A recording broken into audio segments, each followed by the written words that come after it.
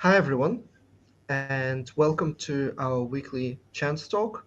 I'm joined by Sam Savage, and today we wanted to continue on the conversation we had last week. And by the way, if you missed the last week's workshop, just go to the Risk Academy YouTube channel and you'll be able to find the recording in the playlist called Chance Talk. All of our previous conversations are stored in the playlist called Chance Talk. So, Sam, what did you want to start with today? Sure. Well, first of all, at the end of last session, I suddenly disappeared because my CPU overheated, but they fixed it. They replaced the thermal paste that removes the heat from the CPU, and they replaced anyway. So um, let me remind you what we were talking about last time. Um, Share my screen here, Alex, if you will. Um, the green word, and remember, red words are things that trigger post-traumatic statistics disorder, or PTSD. The green word is, did it happen by chance? And we did an example last time of something, and I forget exactly which example we used. I got there's a building. Yeah, you had 3 people sick on the same floor of this building? Did that happen by chance? Right. Yep.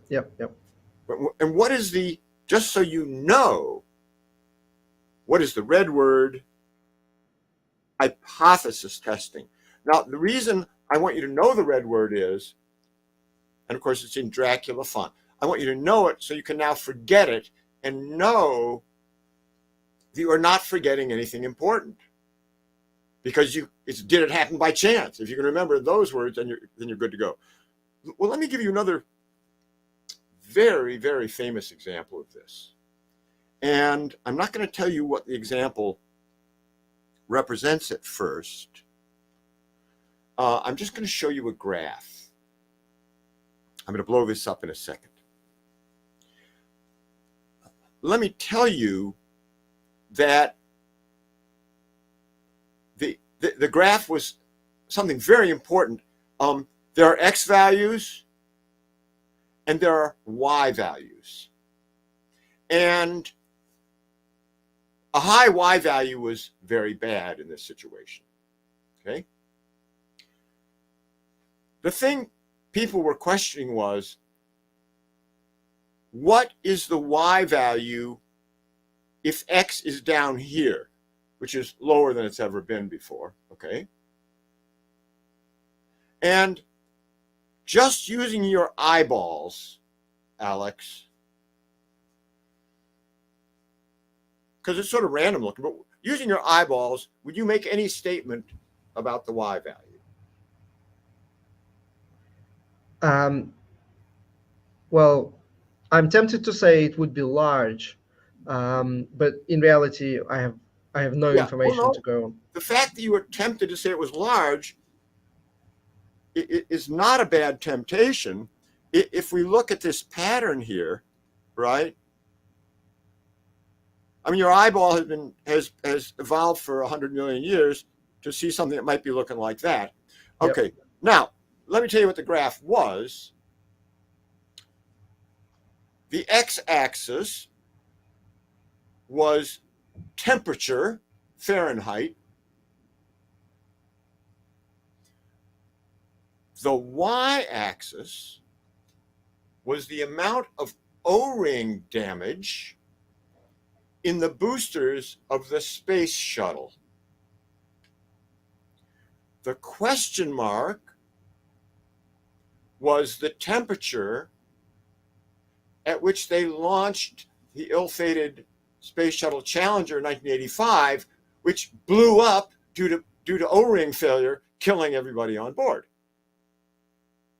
A couple of important notes. No one ever made the graph. Let that sink in a little bit. They didn't bother making the graph. The second thing, and I will actually, yeah, the second thing, first of all, how would you know the amount of O-ring damage? Well, the boosters came down on parachutes and had to be rebuilt. And they were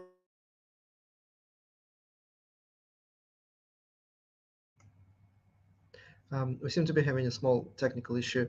While we do, make sure you write in the comments, say hello, and just participate in the conversation, and answer some of the questions that Sam is answering.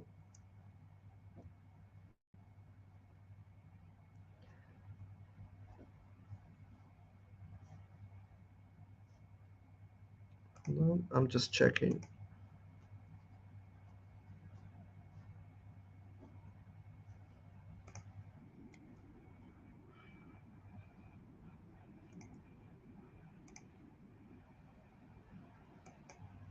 Okay, so it seems like Sam is having some connection issues. He will reconnect soon. He's reconnecting now. Any thoughts, questions, topics? The one topic that we have from last week is the application of risk analysis in artificial intelligence and using some of the kind of sexier applications in blockchain. And we do have a case study on that we will share as soon as Sam is back online. And by the way, don't forget Risk Awareness Week. All of the 43 workshops are still available online, same address. Let me quickly remind you. You can log in, register, watch some of the workshops free, get full access and CPD certificate for a very small fee, and you can enjoy it. Well, so they didn't fix the CPU. How about that? Okay, so let me pick up where I left off with the graph, and I'll share my screen as soon as I get that graph up. So, yeah. So how would these people know what the O-ring damage was? Well, the booster rockets fell back to Earth, and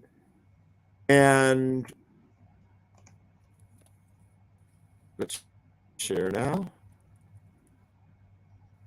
Thanks, Paulette. Stay tuned. Okay, here we go. So let's share. Share the screen.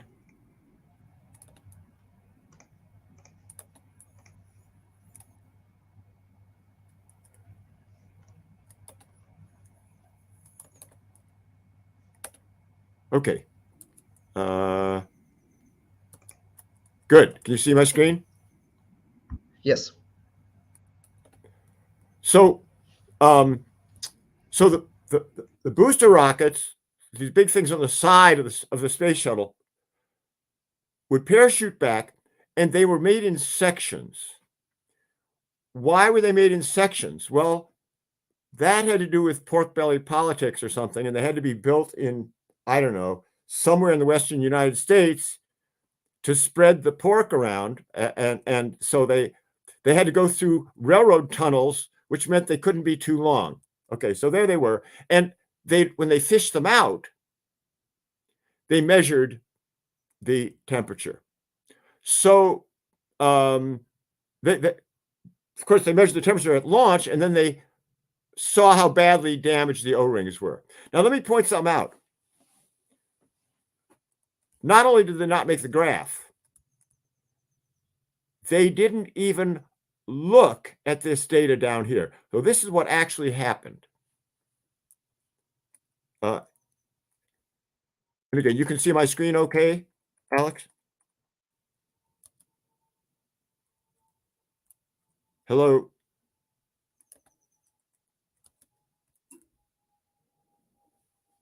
Alex, you still with me? Oh, sorry, I was on mute. Okay, yes, fine. yes, we can see and hear you Good. Absolutely perfectly.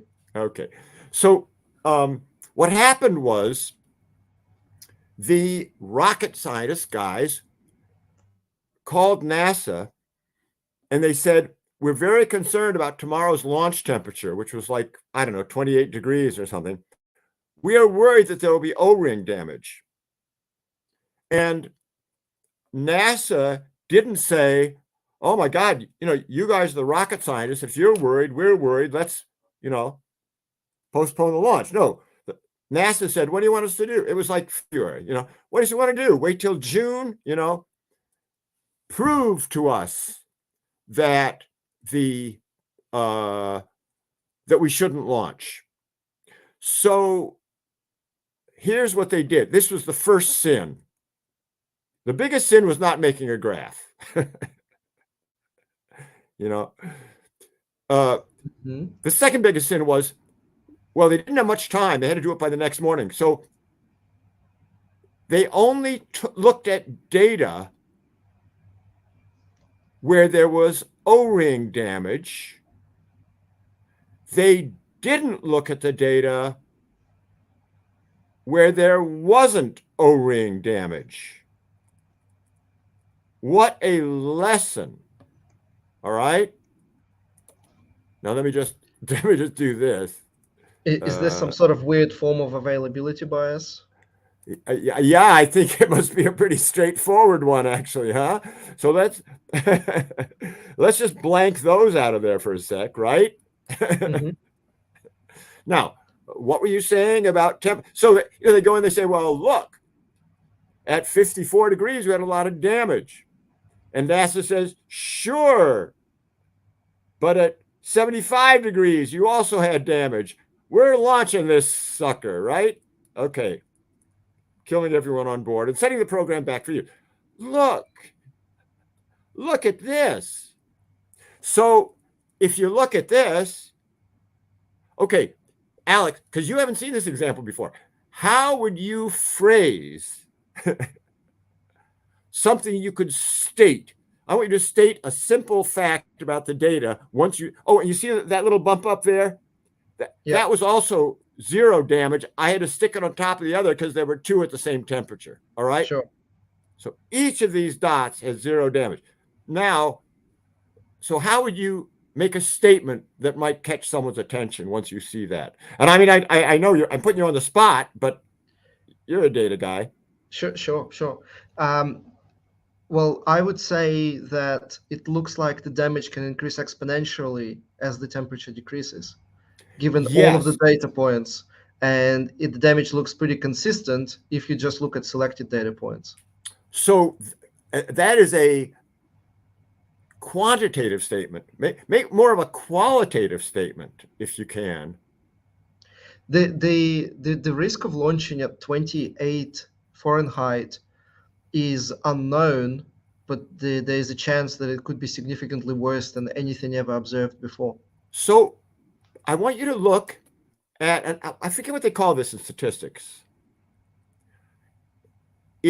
I know there's a name for it. It's on the tip of my tongue. Forget anything but whether or not there was damage Hmm. and make a statement about that. See, the rocket scientists were trying to convince NASA that damage was associated with temperature, Uh-huh. right? So I will make the statement. Okay. Below 65 degrees, there was always O-ring damage. That's a nice way of putting it. Yeah. And guess what else? Above 75 degrees, there was never O-ring damage. Hmm. I'm going to now go a step further. You think that could have happened by chance? Yeah. That's really So that is now, a very interesting hypothesis to test. well, let's test the thing then. So look what I've done here. And it was done years ago, but I'm pretty sure I remember what happened. So here I have the actual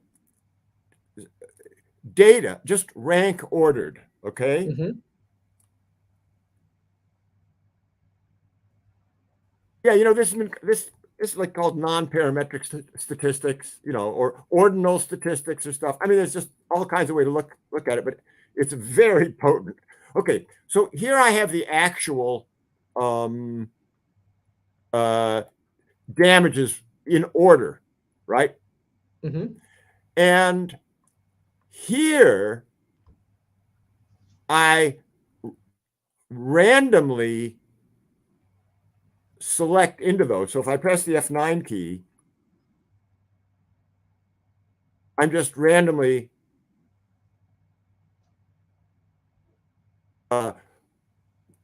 putting them in a different order, okay? Mm-hmm. And the way I did that, by the way, as I recall, is here's just the RAND statement over here. So these are totally random, right? Mm-hmm. Mm-hmm. And here is the rank. Oh, so here, number one ended up down there, right? So then I index here based on this cell over here. So in this particular case, I grab the fifth one first, which is that. Okay, good. I did that. So now I have to phrase the question, did what happen by chance? Well, the four coldest ones all had damage. Mm-hmm. And the And the A and B, for everybody's watching us, A is the temperature, and B is basically the amount of damage or number of damages. exactly. And so the hypothesis here is, oh yeah, you could have the first four all be ones and the last one, two, three, four, five, six, seven all be zeros. Sure, that could happen by chance. All right, so let's take a look. So if the sum of the first four is greater than or equal to 4, give me a 1. If the sum of the last 7 equals 0, give me a 1. And then down here, I say, oh, yeah, both those things happened, right? And if I press the F9 key, we get a different result. This is the average of this indicator, which it turns out is 0.13%. Okay, 0.14%, 0.15, 0.14, 0.1. I mean, we're talking one chance in 10,000. So it's such a nice example of hypothesis testing. It's a case where there were so many sins, so many sins, right? There was the hubris of NASA management, but they didn't draw the graph. Okay. I guess worse than that, they threw out the B. I mean, A/B testing, they they threw out the case where it didn't happen, right? Yeah. Then they didn't make the graph. And then no one did any statistics. Dean is asking a good question. Is availability bias the same as survivorship bias? They're not. Survivorship bias is a bias around the sample selection, which is actually the right thing in our case. And I was incorrect calling it availability bias. Availability bias is basically when you just remember the last kind of 5 observations or the more recent observations. So no, there are separate things, and in Right, this particular instance, survivorship bias is the right thing to call right, it. right. And the survivorship bias, the poster child for survivorship bias is the Allied bombers coming back from missions in World War II and people getting ready to put armor plating where they saw bullet holes because they thought, here's where the planes are getting shot. And that was off by a minus sign. These are the bullet holes that don't matter because the bomber made it back. You should put armor plating where you don't see bullet holes. That's kind of the poster child for that particular effect. Yep, So, Alex, I thank know you you. wanted to move on to some other interesting things here today as well, right? Yeah. Feriati is making a point, but I think it's just a point. It doesn't look like it's a question. Yeah.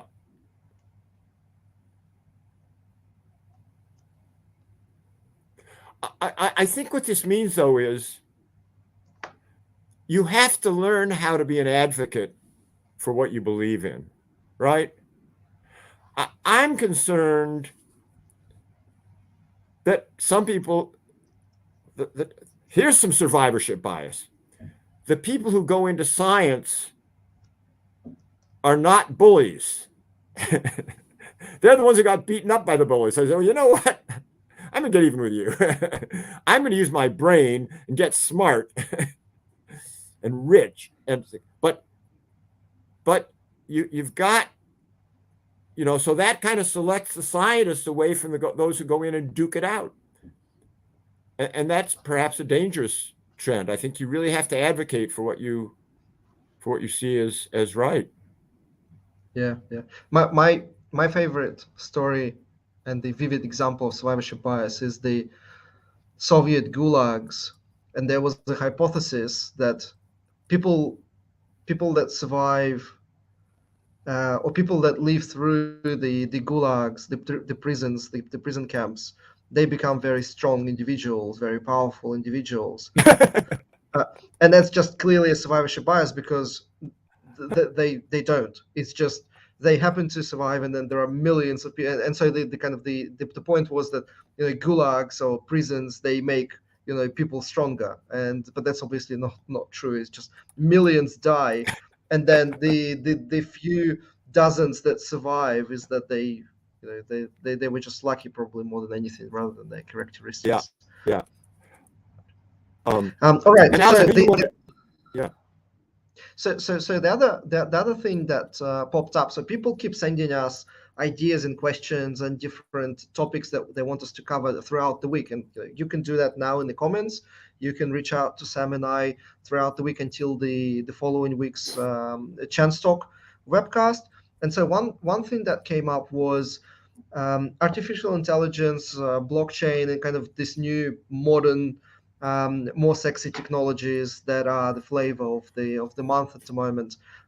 What role they play in risk management? And I knew Sam, you wanted to share a small story Yes. on Yeah. that, and then I'll say something as well. No, absolutely. So the first thing I want to say is I I think there is a great intersection here. I think there's a great role for machine learning and artificial intelligence in the chance age. And I'm going to give a couple of examples. But the way I would put it is this: the big breakthrough of the chance age is that probability distributions, that you can calculate, any way you can calculate them, you can now distribute to a billion Excel users. And it becomes a virtuous cycle, really, because my favorite example is the artificial intelligence application. Oh, now we're losing Alex. Yeah, no, I'm You're here, and back. as long as you're Okay. good, we should be fine. Yeah. Yeah. Okay. So let's see if I have a sample of this right in front of me here. Well, this group has seen these many times. I have these average dice, flat dice that have 3.5 dots on each side. And so what you do is you take the artificial intelligence application and you let it roll a die thousands of times, and it comes back and tells you all about the distribution of ones, twos, threes, and fours. But what the decision maker uses is 3.5, the average. So we have to start extracting the full distributions from the AI applications. Now, I was involved. I'm going to show you a couple examples here that I think are really important. The first one was a real live application where we were looking actually at the costs of various sorts of things. This is disguised data. Let me launch this. And now, let's see. Do I need to share again, or can you bring me up, Alex? Yes, you do need to share again. Yeah.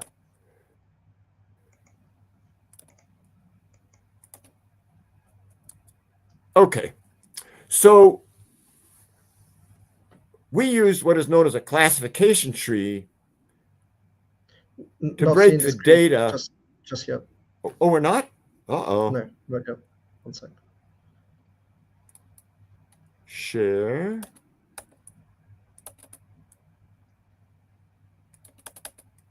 Okay, share entire screen. Oh, there, now the share button's on. We good now? Yes, now it's There good. we go. Okay, good. Yeah. So this actually involved industrial, like laying pipe in the ground. All right. But you had plastic pipe, you had steel pipe, you were laying it under asphalt or putting it under in mud or concrete, or I mean, they were all, or in cities or in the country, there were all sorts of different places this could happen. And it was important to understand there was a lot of uncertainty in the actual cost. It was important to understand that uncertainty. And so there was a classification tree that broke these into categories that made sense and really separated the data. And then for each of these, we created a meta log distribution. And for those, perhaps not everyone in your audience knows what the meta log distribution is. It is a very flexible distribution that can fit virtually anything. And when I'm done with the next example, I will show you. I'll point you to some places where you can look at the meta log. Yeah, Any because comments on we this, Alex? encourage. No, of course, because we encourage everybody to watch Tom Keelan's presentation on metalogs at the 2022 Risk Awareness Week. .com. The workshop is still there. Watch it in replay, and he explains really the whole application and even shows some practical. Right, and I'm going to say some more words about it as well, because it's quite a remarkable invention that really helps us in the chance age. So now let me show you another example.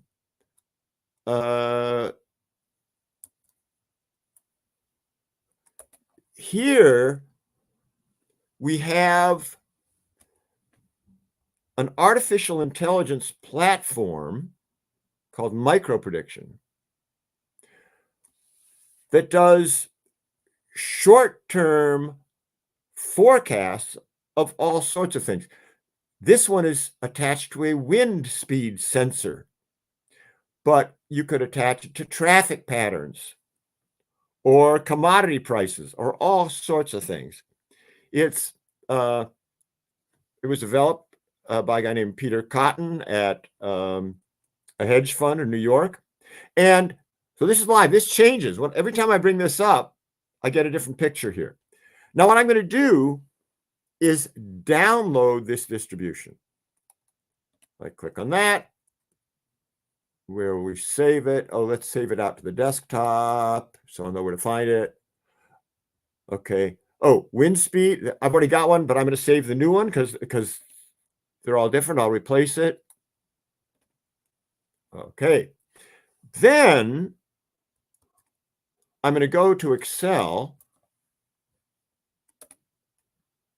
go to a blank workbook, bring up chance calc, and so I'm going to open a local library, and I'm going to go to the desktop. Oh, there's wind speed. And the wind speed library, that library file, by the way, is a JSON file.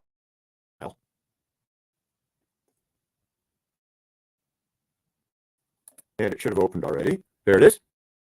Okay. So I'm going to put the name on the left and click OK.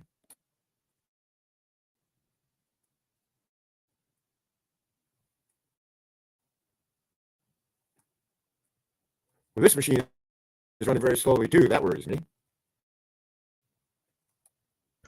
It's all right. We'll get through it. Yeah. Oh, and maybe I think I probably should close this PowerPoint. I don't think that helps. Okay, so we're back, and there's the probability distribution of wind speed, and there's trial 1, trial 2, trial 3. Oh, I know what's wrong.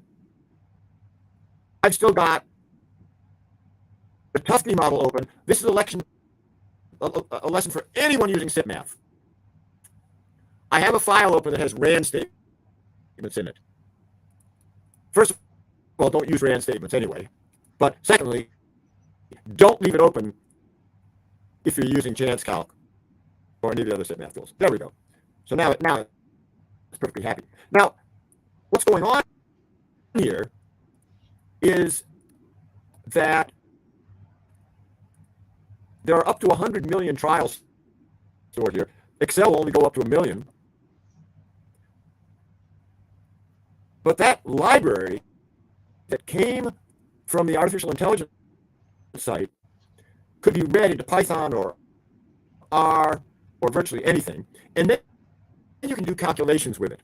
So suppose for some reason I was worried about the square of wind speed. Let's take that thing squared. Why? Well, actually, before it's like in blowing down a bridge or something, it probably depends on the square of the speed. And what if I'm worried about the chance that the square of wind speed is greater than 1, right? Well, then I go to the chance of whatever button. What's the chance that that formula bears that relationship to that? And it's 88%. You're not going to do that in your head. All right? Well, how about greater than 1.5? 36%. So there's an example of an artificial intelligence system, this thing, right? Feeding calculations in a spreadsheet. And it's just, that's just the tip of the iceberg, because again, you can imagine traffic patterns, hospital wait times, you name it. So artificial intelligence could be a good engine for collecting data and sorting data and separating data into different distributions. It could be really good engine for some sophisticated risk analysis calculations as well. Here's an interesting observation. This is what I've discovered, because artificial intelligence has been promoted, artificial intelligence and Internet of Things have been promoted as the kind of the next big thing in insurance, for example, which is was one of my areas of responsibilities. And this is what I've discovered. There are different types of insurances where by implementing little sensors and collecting data and processing data from the sensors, you can improve on your understanding of the risk profile, and that could decrease your price by some percentage points. And that sounds quite appealing if the cost is recoverable in the lower insurance premiums. Then it's a no-brainer, do it. And for some of the insurance types it is, for some of the other insurance it's not yet. The technology is yet so far is more expensive than the actual savings you can generate, but it's going to change. So that's a very nice application. However, and this is a huge realization in my mind, because you can install different kinds of sensors and reduce the cost of insurance by, I don't know, 2, 3, 5%. That's one option. What we discovered, however, is that, and this is why I absolutely love Doug Hubbard's story about beat the bear fallacy. You don't need to jump from nothing into the most sophisticated model. Most of the time, you actually just need to make one incremental step forward, and you can already like save so much money, it's ridiculous. So what I've discovered is that say insurance, and we actually had it. Say insurance was costing 3 million, 3 million per year for a specific program of a specific policy, 3 million per year, and we've been promised different artificial intelligence solutions that could reduce it by maybe a couple of 100,000, and that was wonderful. However, what we've discovered once we actually started, we basically built a very simple SIP math, very simple risk profile, and to understand what the expected losses are, unexpected losses, just to understand what the distribution looks like. What we have discovered is that our limit, our kind of worst case scenario, was off by about 30 million. So like, when we're talking about savings of a couple of 100,000, we're saying, but what we found is one of our assumptions was wrong by 30 million, and that's basically, that was double. So our one of our assumptions was wrong by 100%, one of our inputs into the model. The other thing that we discovered is that once we built all the inputs correctly, and they actually represented the true nature of the risk, we discovered that the expected losses, and therefore we could calculate the fair cost of that insurance, was not 200,000 less, it was actually 2 million less. So what we've discovered is that there are sometimes such fundamental inefficiencies and mispricing in the market that before you start worrying about saving the extra couple of 100,000 on the new fancy technologies, you need to reassess the underlying assumptions, the kind of the core model, which can be done in a very basic Excel, in the very basics, with using just very basic SIP math. They're literally to, the frequency and the consequence. It's, it's Poisson times log normal with the general Pareto on the Yeah. tail. Like very, very simple models. We found there was an inefficiency, and we ended up saving $3 million. There was an inefficiency which was a magnitude higher than the inefficiencies that you can discover through kind of more advanced mathematics. Well, And I'm not saying that advanced mathematics doesn't give you inefficiencies. I'm saying there is so much money on the table, even with basic linear regression oh, models right now. absolutely. Absolutely. The bar is set so low Yes, if you're yes, using very well averages. put. It Exactly. is set so low everywhere you look. And you see, what I encourage people to do is to learn the arithmetic of uncertainty. Uncertainties do not add up like numbers. You got things like diversification. You have things like the flaw of averages. You have things like statistical interrelationships, right? And the thing is that, uh, yeah, right. I mean, this is what the point I'm So, making, so, that so the sorry, I AI distracted forecast. you. No, go ahead. Go ahead. Read this comment here. No, no, sorry, sorry. I distracted your point because I just thought Matt. I was gonna go to that question next because I Yeah, thought yeah, Matt yeah. is actually making a very important point. You can It, use all fancy distributions to get the data and then still use the averages. And that's the point, Sam. I think you've been making for a decade now. with a flat If you die, yes, right? if you I, if you I really spend need all this to grab one effort, of those. Hey, I'm going to grab one of if you those because spend, that confirms. yeah, I'll be right. please Just give do. me 2 seconds. Sure, sure.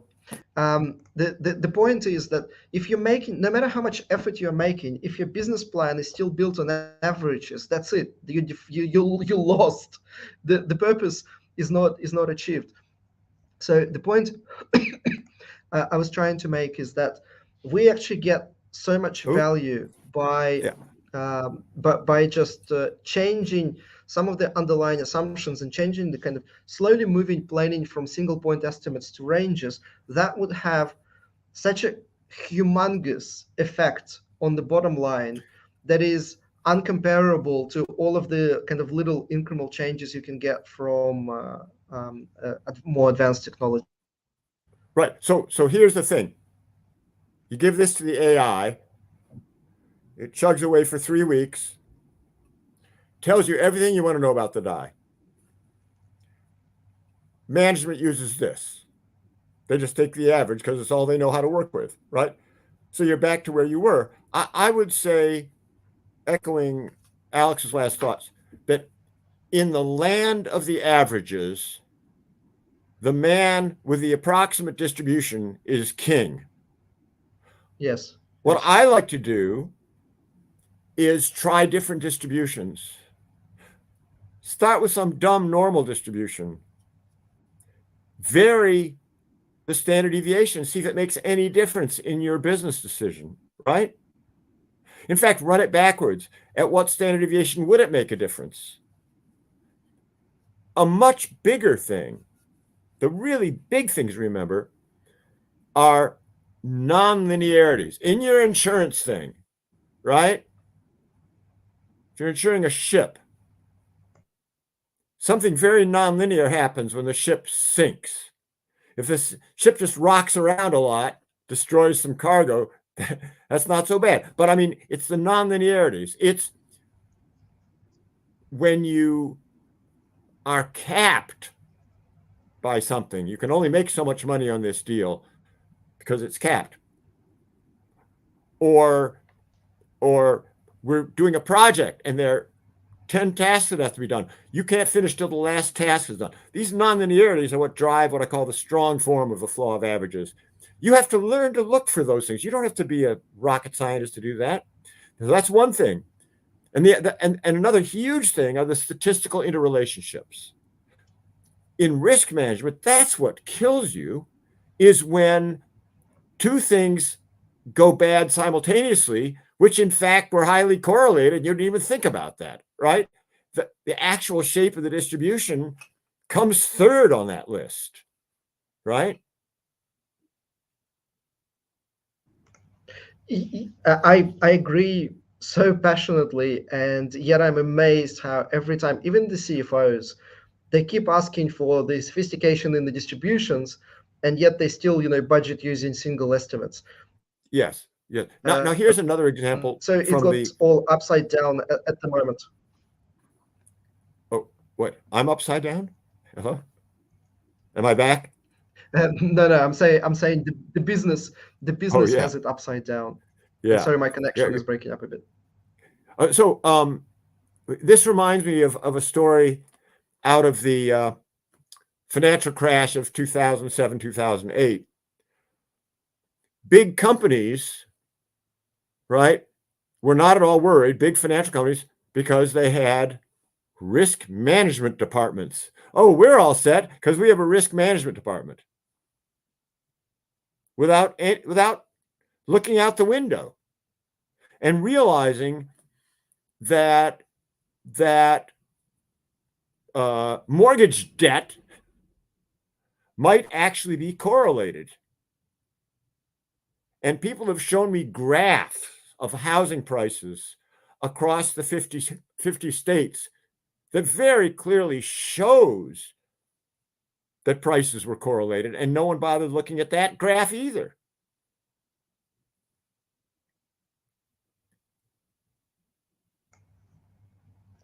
Indeed. Any more questions before we wrap up for today? Any suggestions for the topics for next week? If you don't type anything now, you can always reach out to Sam and I during the week. Great. Any, Well, any, any final thoughts? my thoughts are I have to take my computer back to the shop and get a new Yes. CPU. And I'm in Frankfurt today for a risk conference tomorrow. Then I'm in Düsseldorf for a week. Then I'm in Dubai, and hopefully at one of those locations the internet will be a little bit better than it is. But hotel internet. All right. The bar is low. Yeah. Thanks, Sam. Thanks everyone for Take care. watching. Bye bye. See you soon.